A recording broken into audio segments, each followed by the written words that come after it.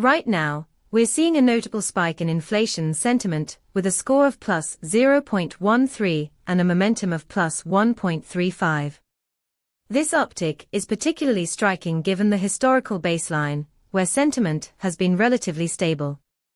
The presence of 18 semantic clusters indicates diverse concerns surrounding inflation that you might want to tap into.